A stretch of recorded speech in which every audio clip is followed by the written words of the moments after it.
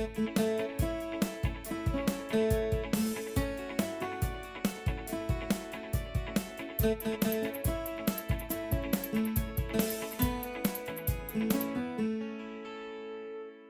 fried in oil croutons, which are personally my favorite. So just pour oil into a pot or a deep fry and heat it up on high. Once the oil is at boiling point, you can start dropping in your chunks of bread. If you need to test the heat of the oil, simply chuck in a little crumb or a little piece of food to see how hot it is. Prepare a tray or plate by lining it with paper towels ready to drain the croutons on when they're done. Make sure you turn your croutons around from time to time to make sure that they get evenly cooked on all sides, and when they are done you can now scoop them out and stick them on your lined tray. Do remember that as you scoop out each spoonful of croutons to let the oil drip off and for as much oil to drain off the croutons as you can before sticking them onto the tray. And your beautiful golden crunchy deep fried croutons should look something like this. Typically croutons are supposed to be cut roughly to the same size, but I just rip them up into large and small chunks to give them a bit of variety and different texture.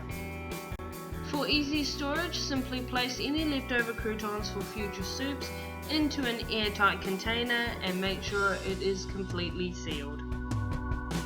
Now time for your buttered croutons. Now heat a frying pan on medium and put roughly 2 tablespoons of butter into the frying pan. Do not stick the heat up too high, otherwise you will burn the butter and it's very easy to burn it. Once all of your butter has melted or mostly melted, it is now time to add in your croutons.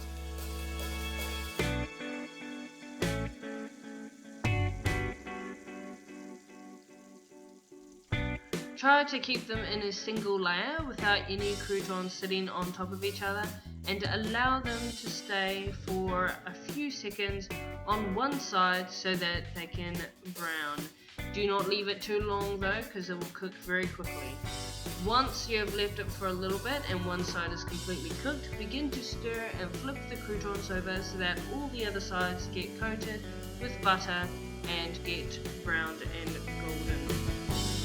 Do not worry if only parts of your croutons get butter on them and other parts don't, as I believe this adds variety, and because some of the croutons are still hard, the soup is not going to completely soak up the bread and just turn it mushy. Just adds a bit of different flavour and texture to the croutons, and I think that variety is good. As you can see now, they're starting to get crunchy and golden and delicious looking. And here is your finished product. And now a special loaf recipe which is made just to make croutons out of. And here are the ingredients as follows: 3 tablespoons of butter, half a cup of filtered water preferably, half a teaspoon of salt, half a cup of milk, and 3 cups of self-raising flour. So first of all, you're going to sift the flour and salt into a bowl. Rub in butter until a mixture resembles fine breadcrumbs. Combine the milk and the water together. Make a well in the center of the flour. Add the combined milk and water. Mix lightly with a knife until dough leaves sides of bowl.